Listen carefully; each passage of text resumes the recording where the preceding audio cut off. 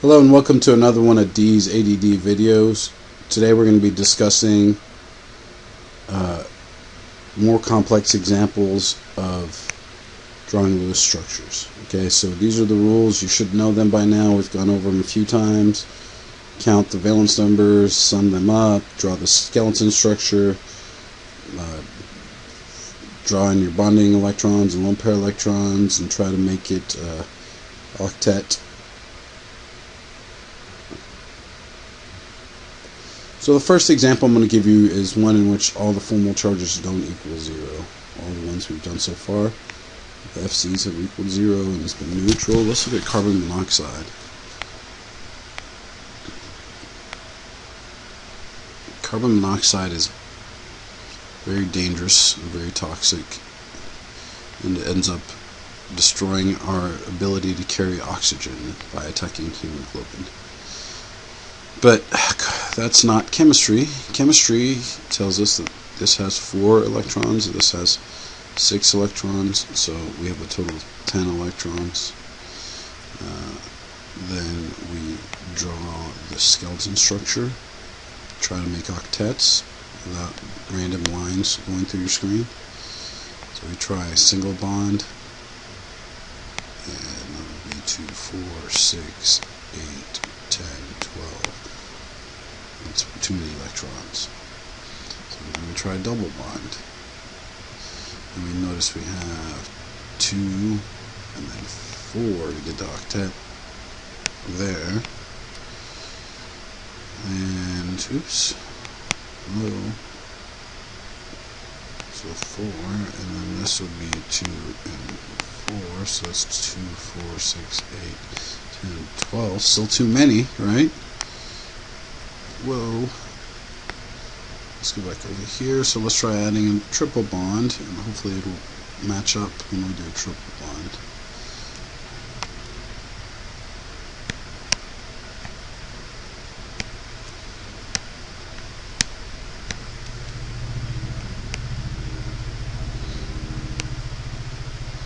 So if I do a triple bond, I have -6 bonding electrons,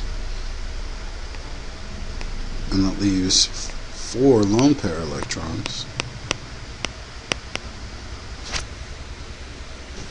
And once you know it, this guy is 2 away from having a complete octet. And this girl, so you guys don't think I'm sexist, is 2 electrons as well away from completing their octet. So that right there, my friends, would be a valid structure as far as electrons are concerned. What do we have to do now? Those of you that said calculate the full mole charges are correct. So the full mole charge for carbon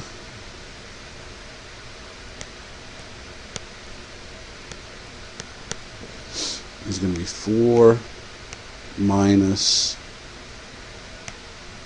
3 bonds plus 2 lone pair electrons. Uh-oh, look at that, we got a -1 charge. So what should the oxygen charge be for this to be valid? It should be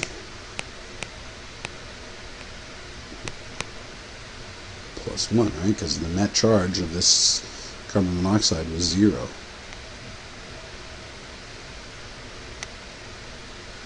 So here, let's see if that's indeed true. We got 6 valence number -5. Oops. -3 bonds plus 2 lone pair electrons equals a +1. Alright? So the net charge of these two gives me a 0 charge as we wanted. So yeah, that's going to be a valid Lewis structure right there. Even though it has 2 full mole charges, all the other ones didn't even match up in electrons. And that's a fundamental part of it. Alright, let's look at one that violates the octet rule.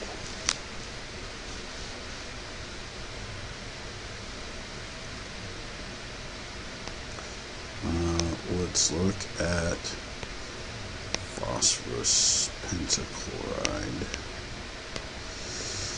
And if we were to look at phosphorus, phosphorus is in the 5th column, and chlorine's a halogen, so we got 40 electrons to work with. So if I draw the skeleton structure, phosphorus would have to be central, and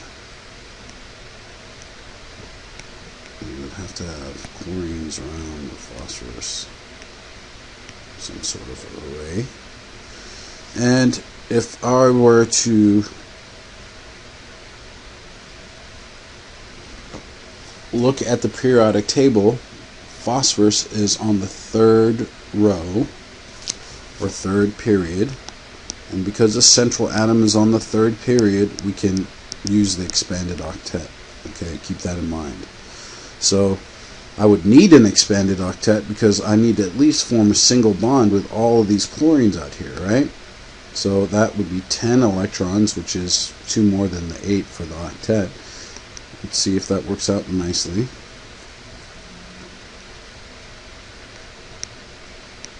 These are bonding electrons.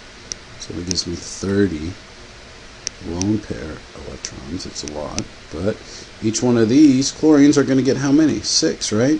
And how many chlorines are there? There's 5 of them. So 6 times 5 gives me the 30 lone pair electrons I wanted. So this one wasn't as bad as you thought it might have been. Don't forget, 3rd period or below allows for expanded octet. So 3rd period or below. This is due to the addition of the D subshell. Okay. Finally, I'm going to look at an ion. Let's look at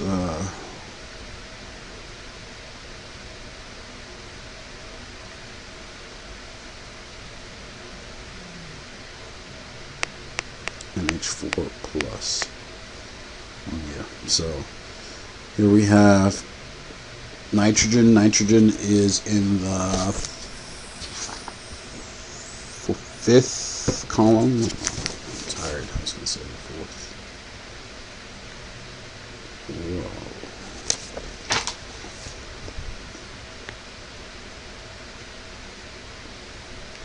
So we have 5 plus 4 hydrogens times its valence equals 1. And this is for a cation.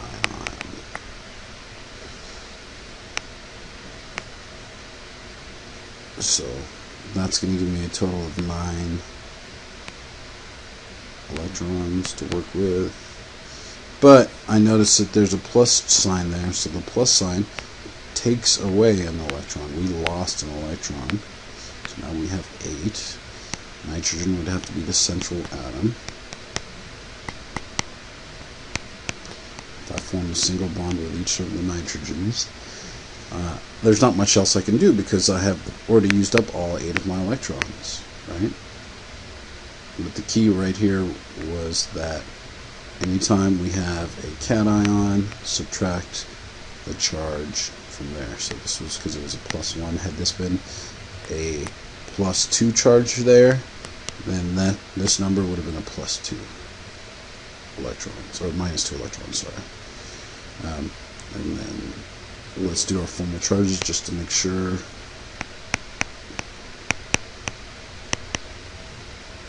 So 5 minus 4 plus 0 equals a +1 charge.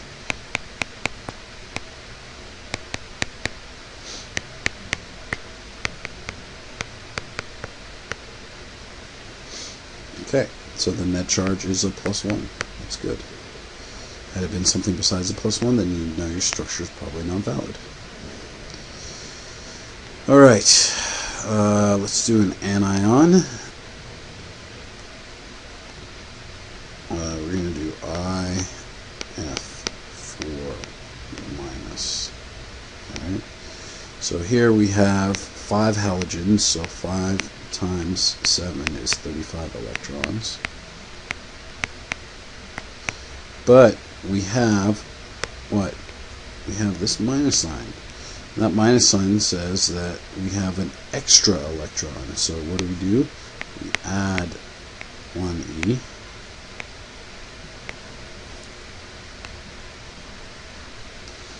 To get 36 electrons. Where did that extra electron come from? Right here.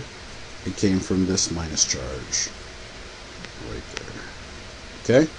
So now, business as usual. Let's draw the skeleton structure between iodine and fluorine. Fluorine is more electronegative, and also because of symmetry, we would have iodine in the middle. Oops, not all. Yellow's a little too bright for actual structure work. Let's go back to red. And then we have 4 fluorines.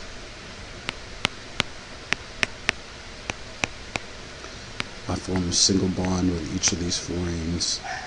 Then I have... Remember, halogens tend to only form one bond, and the rest go as lone pairs around them. Alright, so I had 2, 4, 6, 8 minus 8 bonding electrons gives me 28 lone pair electrons. Now, here I have 6 times 4 is 24 lone pair electrons. So I've got 4 left over. Well, I know that they're not going to go on the fluorines, and I can't form additional bonds on the fluorines, so what I must do is I must surround the central atom with those extra ones. Okay? Now let's see if our charges make sense. Here we're going to have the formal charge for the iodine would be 7 minus, we got 4 bonds plus 4 lone pair electrons gives me a +1 charge, right? Right, indeed. And then the formal charge for fluorine would be 7 minus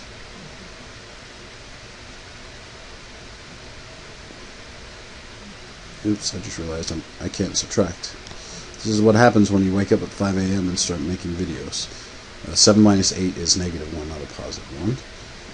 And here we have, let's see, what do we got going on here? Fluorine has 1 bond, each of the fluorines, right? And 6 lone pair electrons.